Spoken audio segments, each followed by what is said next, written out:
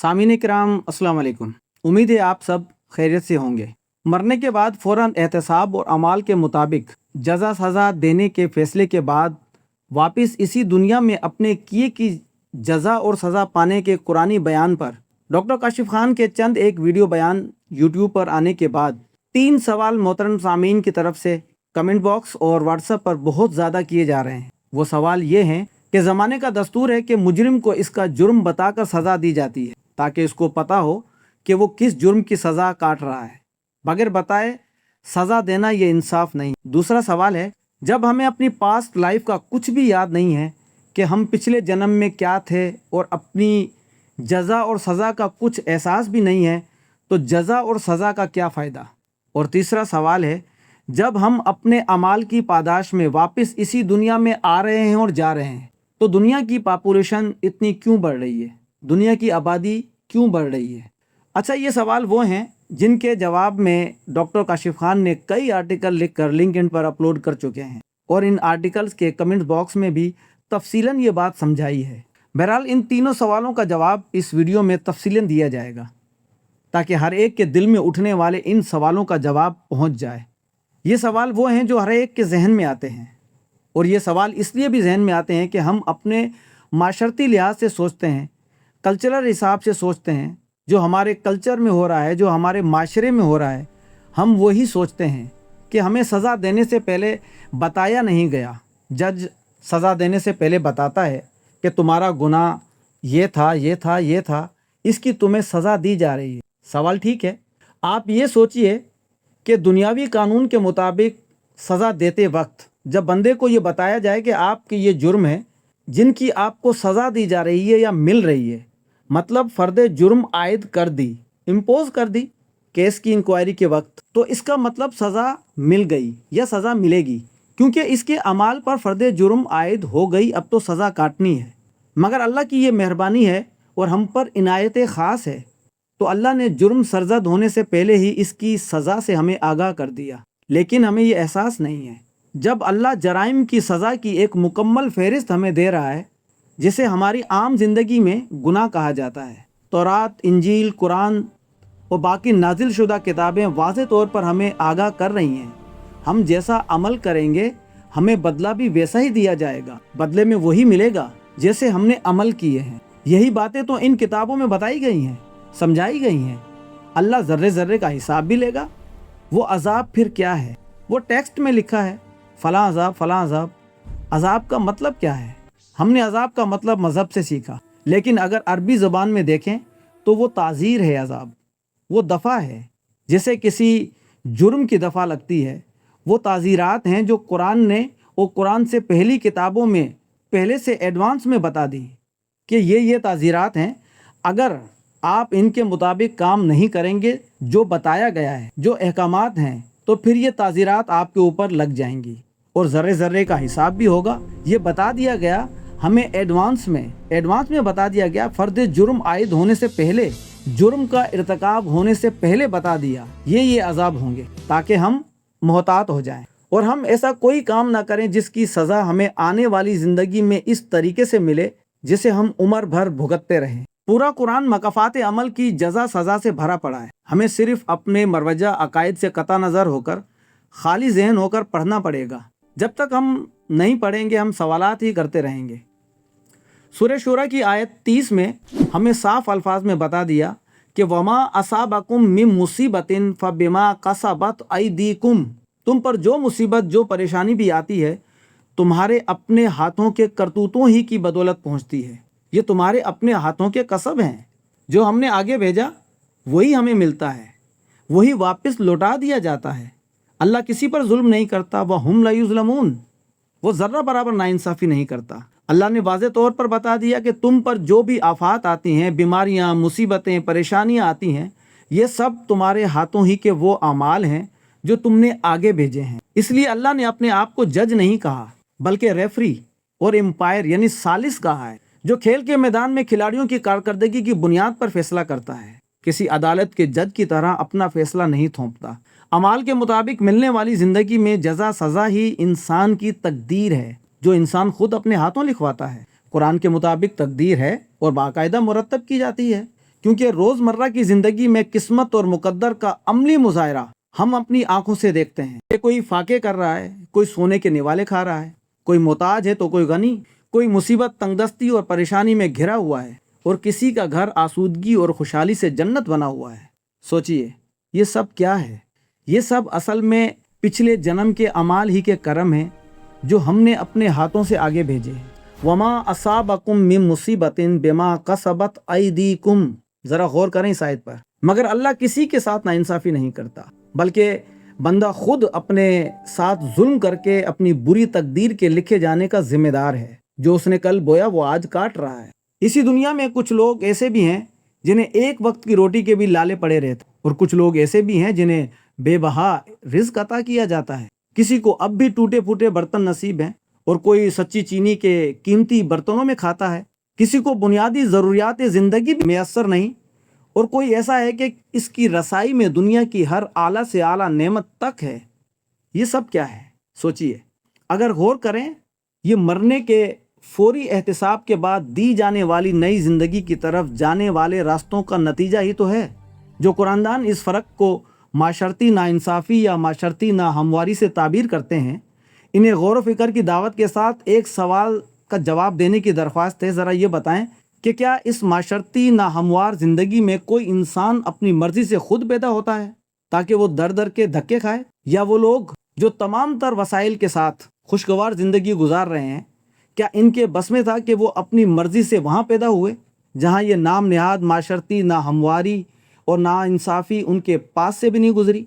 इस सवाल का कोई भी जवाब इनके पास नहीं है। अगर किसी के घर में कोई बच्चा नॉर्मल या माजूर पैदा होता है तो आखिर कुदरत ने इस बच्चे का क्यों इंतखाब किया? किसी और बच्चे का इंतखाब क्यों नहीं किया? क्या थर में जो बच्चे पैदा हो रहे हैं, या एथोपिया में जो बच्चे पैदा हो रहे हैं, या किसी भूख प्यास और ज़िंदगी की आराइश से महरूम किसी घर में पैदा हो रहे हैं, क्या इनकी पैदाइश में इन बच्चों का कोई अमल दखल है या इनकी मर्जी शामिल है?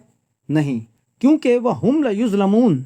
अल्लाह के पास नाइंसाफ़ी नहीं है, ज़र्रा बराबर भी नाइंसाफ़ी नहीं है। हक़ाइक़ ये बताते हैं कि किसी को अपने पैदा होने पर कोई इख्तियार हासिल नहीं है। ये तो खुदा का मुकर्रर किया हुआ मकाफ़ाती अमल का वो निज़ाम है जिसमें कोई अपनी गुज़श्ता ज़िंदगी में की हुई बदअमालियों की वजह से अगली ज़िंदगी में राइंदा दरगाह हो जाता, और कोई अपनी रास्तबाजी के सिले में फलाह पाकर फल फूल जाता है। क्योंकि आखिरत यानी मिलने वाली नई ज़िंदगी हमारी मौजूदा ज़िंदगी के मवाज़ने में दी जाती है, जिसमें मौजूदा ज़िंदगी की शबीह और अक्स होता है।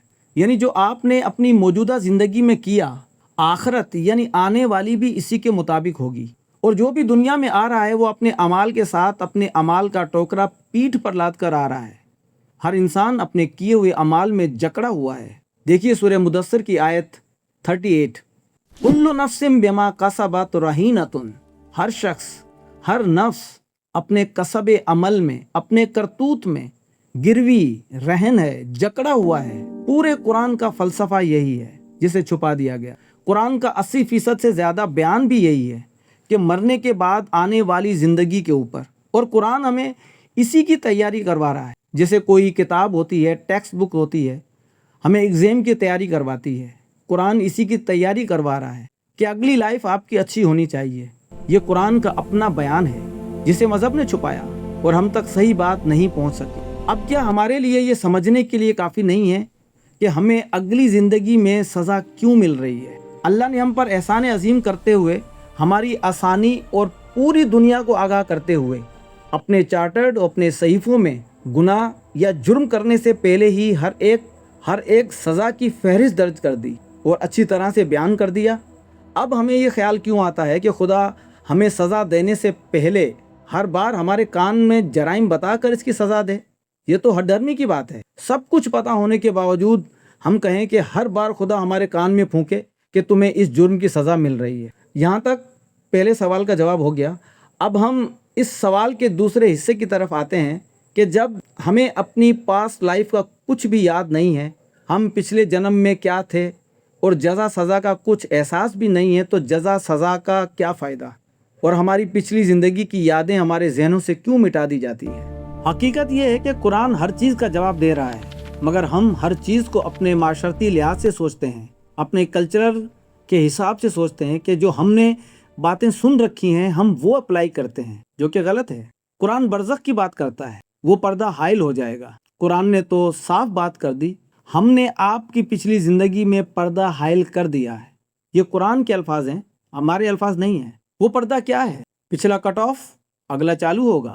اور ہماری پچھلی اور اگلی زندگی میں پردہ حائل کرنا اللہ کی بڑی مہربانی اور کرم نوازی ہے، اور یہ بھی ایک نیا چانس اور اپرچونٹی ہے خدا کی طرف سے۔ اور اللہ کا یہ کرم ہے کہ ہماری یادیں ماضی کے واقعات کو چھپانے کے لیے مٹا دی جاتی ہیں، تاکہ ماضی کے واقعات اور پچھلی زندگی میں ہمارے ساتھ جو کچھ ہوا وہ ہم سے پوشیدہ رہے۔ یہ جان بوجھ کر برزخ یعنی پردہ حائل کیوں کیا گیا؟ اس لیے تاکہ انسان کو نئی زندگی میں ایک نئی شروعات اور بغیر رکاوٹ بہتر کارکردگی کا موقع مل سکے۔ ذرا تھوڑی دیر کے لیے تصور کریں، اگر پچھلی زندگی کی یادداشتیں نہیں مٹائی جاتی تو کیا لوگ شدت کے ساتھ اپنی پچھلی زندگی میں جانے کی کوشش نہیں کرتے جس میں وہ پہلے رہتے تھے؟ مگر ایسا جان بوجھ کر اس لیے کیا گیا تاکہ کوئی بھی شخص اپنے سابقہ انفراسٹرکچر نظام زندگی میں واپس نہ جا سکے۔ اگر ایسا نہ کیا جاتا تو ہر شخص اپنی پچھلی زندگی میں جانا چاہتا، اور پھر وہ اپنی پچھلی جائیدادیں، اپنے تعلقات، کاروبار، اپنا اسٹیٹس، دوست احباب، اپنا خاندان اور بیوی بچوں کو تلاش کرتے جو ان کی موت کے بعد دوسروں کو منتقل ہو گئیں۔ فرض کریں اگر آپ اپنی پچھلی زندگی کی یادداشتوں کے ساتھ دوبارہ پیدا ہوتے تو کیا آپ اپنے بیوی بچوں اور دیگر عزیزوں کو شدت سے تلاش نہیں کریں گے؟ پھر آپ اپنی نئی زندگی میں کیسے مطمئن رہ سکیں گے اگر آپ کے ذہن میں پرانی زندگی کی تمام یادیں موجود ہوں؟ اگر ایسا ہوتا تو یقیناً ہماری کارکردگی کو بری طرح متاثر کرتا اور ہم کسی کام کے قابل نہ رہ پاتے۔ اسی طرح اگر کوئی شخص اپنی پچھلی زندگی میں شدید ڈپریشن کا شکار ہو، اپنی خواہشات پوری نہ کر سکا ہو، یا ناسازگار حالات اور ناقابل برداشت مصیبت کی وجہ سے خودکشی کر بیٹھا ہو، اور پھر اپنی اس زندگی میں بھی پچھلی یادداشتوں کے ساتھ دوبارہ پیدا کر دیا جاتا، تو سوچیں کیا وہ مزید ذہنی دباؤ اور پریشانی کا شکار نہیں ہو جاتا؟ تو کیا وہ کبھی نارمل زندگی گزار پاتا؟ وہ اس زندگی میں کچھ نہیں کر پاتا کیونکہ ان کی ذہنی حالت انہیں جینے نہیں دیتی۔ مزید یہ کہ دنیا میں ایسے لوگ بھی ہیں جو ساری زندگی قید میں جانوروں جیسی زندگی گزارتے ہیں، اور بہت سے معاملات میں بیوی اپنے شوہر کو پسند نہیں کرتی اور شوہر کی زندگی جہنم بنا دیتی ہے، اور بچے تک اسے گھر سے نکال دیتے ہیں۔ یا کئی عورتیں ایسی اذیت ناک زندگی گزار رہی ہوتی ہیں جہاں شوہر انہیں کوئی عزت نہیں دیتے، مارتے پیٹتے ہیں۔ ایسے حالات میں اگر ان لوگوں کو اپنی پچھلی زندگی کی یادداشتیں ذہن میں رہتیں تو وہ اگلی زندگی میں کبھی خوش نہ رہ پاتے اور نہ ہی اپنی زندگی سے لطف اٹھا سکتے تھے، کیونکہ ان کی ذہنی حالت انہیں جینے نہیں دیتی۔ یہ بھی ضروری نہیں کہ کوئی عورت دوبارہ عورت ہی پیدا ہو تاکہ پھر خاموشی سے وہ کسی ظالم کا ظلم برداشت کرے۔ ممکن ہے اگلی زندگی میں کردار بدل دیے جائیں، پچھلا شوہر بیوی بن جائے اور پچھلی بیوی شوہر بن جائے، تاکہ زندگی کی اگلی اننگز کھیلی جائے، کیونکہ وما ربک بظلام للعبید وہم لا یظلمون، کیونکہ اس کے پاس ناانصافی نہیں ہے۔ اسی لیے ماضی کی یادداشتوں کا مٹا دیا جانا انصاف، بدلے، نئی زندگی میں استحکام اور مثبت اعمال اور اپنی اصلاح کے لیے نہایت ضروری تھا۔ اللہ نے اعمال کے مطابق زندگی دے کر انسان کو یہاں سکن کیا ہے، سکونت دی ہے، سکونت بخشی ہے۔ ٹھیک ہے آپ اپنی سزا کاٹ رہے ہیں تو اس طریقے سے کاٹیں کہ آپ کو بے چینی نہ رہے، آپ کو بے سکونی نہ ہو، اطمینان اور سکون کے ساتھ اپنی سزا کاٹ سکیں۔ اگر آپ کو پچھلا سب یاد ہوگا تو آپ ایک منٹ بھی زندہ نہیں رہ سکتے۔ آپ بھاگنے کی کوشش کریں گے، خودکشی کر لیں گے، واپس اپنے عزیز و اقارب تک جانے کی کوشش کریں گے۔ یہ اللہ کی ہم پر کرم نوازی ہے کہ ہمیں پچھلا یاد نہیں ہے، تاکہ اللہ نے جو چانس اور جو اپرچونٹی آپ کو دی ہے اسی پر چلتے ہوئے پچھلی زندگی کے اعمال کی جزا سزا بھی کاٹیں اور آنے والی زندگی بہتر کر کے واپس اس دنیا میں آنے سے چھٹکارا حاصل کر لیں۔ یہ بات تو یہاں تک ہو گئی۔ اب آتے ہیں سوال کے تیسرے پارٹ کی طرف کہ جب ہم ہی واپس اپنے اعمال کی پاداش میں اسی دنیا میں واپس آ رہے ہیں تو دنیا کی آبادی کیوں بڑھ رہی ہے؟ اس سوال پر بھی ڈاکٹر کاشف خان کا آرٹیکل لنکڈ ان پر موجود ہے، بس صرف پڑھنے کی ضرورت ہے۔ سب سے پہلے میں یہ واضح کر دوں کہ ہم ہمیشہ کے لیے اس موجودہ زمین پر رہنے والے نہیں ہیں۔ یہ زمین دراصل ایک ایسی بھٹی ہے، ایک ایسا پکانے کا برتن، ایک ایسا نظام ہے جہاں ہماری عقل اور شعور کو مختلف جسمانی مراحل سے گزار کر پکایا جاتا ہے، پروان چڑھایا جاتا ہے۔ یہ سفر ایک معمولی نبات یعنی ابتدائی جاندار کی شکل سے شروع ہو کر ایک مکمل انسان تک پہنچتا ہے، جسے قرآن سورہ نوح کی آیت 17 میں بیان کرتا ہے، واللہ انبتکم من الارض نباتا۔ اس آیت کے مروجہ تراجم تو آپ خود دیکھ لیں۔ واللہ انبتکم من الارض نباتا، اللہ نے تمہاری زندگی کا آغاز کر کے پروان چڑھایا زمین سے نبات کی شکل میں۔ اس آیت کے متن کے الفاظ میں جو مروجہ تراجم میں کیے گئے ہیں، مانند، کی طرح یعنی مثل کا کوئی لفظ موجود نہیں ہے جو مروجہ تراجم میں اپنی طرف سے گھڑا جاتا ہے کہ قرآن کی آیت کا اصل بیان سمجھ میں نہ آئے۔ بہرحال سورہ نوح کی آیت 17 میں آیا ہوا لفظ نباتا گھاس پھوس اور خوردرو پودے ویجیٹیشنز کی اصل شکل اور اصل حالت کو بیان کرتا ہے، جسے سائنس کی عربی زبان کی درسی کتابوں میں الحیات و نباتیہ یعنی پودوں کی زندگی کہا جاتا ہے۔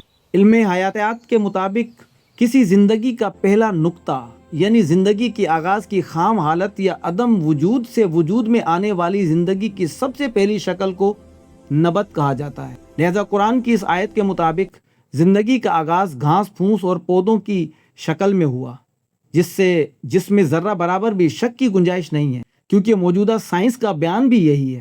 اور فلن تجد سنت اللہ تبدیلا ولن لسنت اللہ تحویلا، اللہ اپنی پریکٹس نہیں بدلتا، اللہ نہ اپنی بنیادی روش بدلتا ہے، اور نہ ہی اللہ نے شروع میں جو طریقہ کار اپنایا تھا اس میں کوئی تبدیلی آئی ہے۔ یعنی نبت نقطہ آغاز سے کام کرنے والی اللہ کی روش، اللہ کی پریکٹس میں کوئی تبدیلی نہیں آئی، اور نہ ہی نقطہ آغاز والا اللہ کا طریقہ کسی اور طریقے کی جگہ لے لیتا ہے۔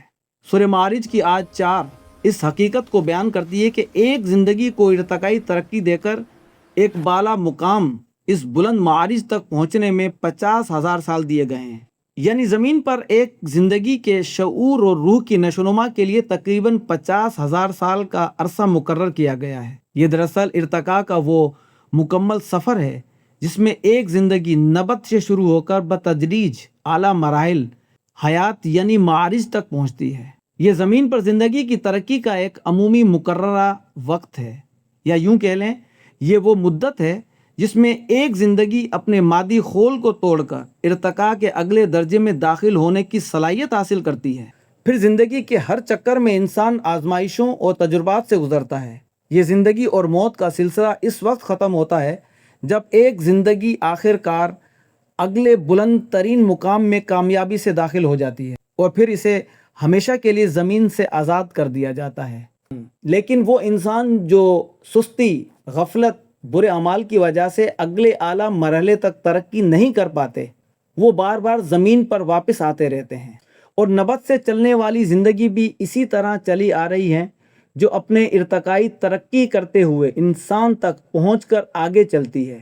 اور اس کے ساتھ ساتھ جو جانیں ارتقائی ترقی کر کے انسانی پیکر تک پہنچی تھیں، وہ اپنے اعمال کی کمی کی وجہ سے وہ فلاح پا کر اس سے اگلے مقام کی طرف ترقی نہیں کر سکیں، وہ بھی لوٹ کر واپس آ رہی ہیں تاکہ وہ اللہ کی کرم نوازی کا فائدہ اٹھا کر اسی مرحلے سے اپنی ارتقائی ترقی دوبارہ شروع کریں جہاں سے ان کے معاملات میں گڑبڑ ہوئی تھی۔ اور یہ وہ جانیں ہیں جو مرنے کے بعد دوبارہ نبات سے اپنی ارتقاء شروع نہیں کرتی، بلکہ بحیثیت انسان ہی ان کی دوبارہ پیدائش ہوتی ہے۔ بہرحال قرآن کے مطابق انسان بذریعہ انسان بھی پیدا کیے جا رہے ہیں، اور نبات سے آنے والے جانوں کو بھی ارتقائی ترقی دے کر جینیاتی تبدیلی کے ذریعے انسان کے پیکر میں ڈھالا جا رہا ہے۔ یہی وجہ ہے کہ نت نئے جراثیم بھی روز پیدا ہوتے جا رہے ہیں، اور باوجود خاندانی منصوبہ بندی کے انسانوں کی تعداد بھی بڑھتی جا رہی ہے، کیونکہ فلاح پا کر انسان سے اگلے مقام کی طرف ترقی کرنے والے مقربین تعداد میں بہت کم ہوتے ہیں، جو فلاح پانے کے بعد دنیا میں واپس نہیں آتے، اور نہ ہی ان کو کبھی موت آتی ہے۔ امید ہے سوال کلیئر ہو گیا ہوگا۔